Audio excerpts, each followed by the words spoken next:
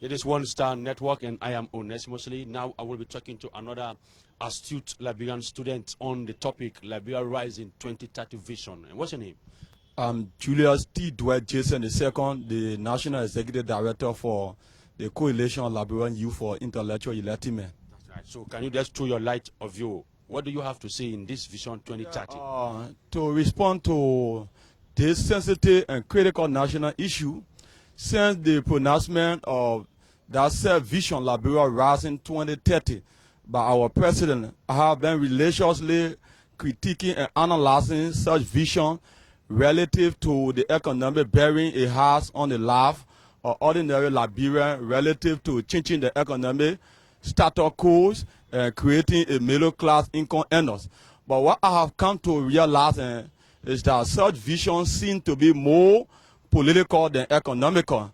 Such vision seems to be an evil-driven, hidden agenda vision, a partisan vision.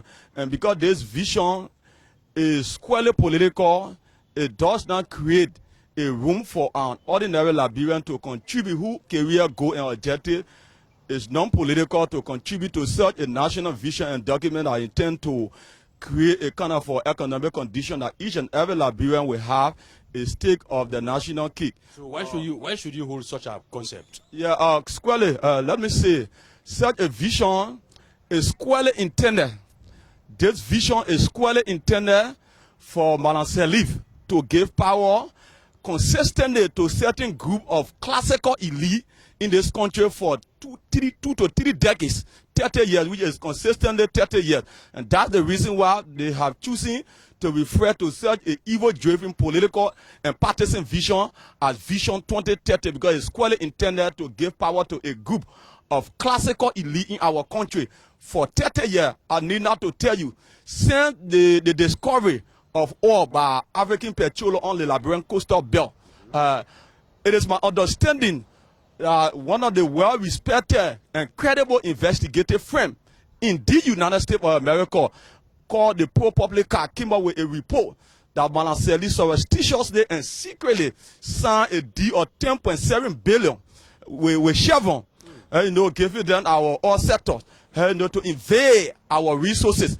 And such a thing that Madam Salif, of recent time, if you can look at her several appointments she made, now Robert Salif, who is the senior advisor to the president, and at the same time, a member on the board of Maritime, and at the same time, he was recently appointed by the president as chairman on the board of NOCA. We think that is a conflict of interest, that the vision is intended to invade our resources, subject our people to extreme and abject poverty.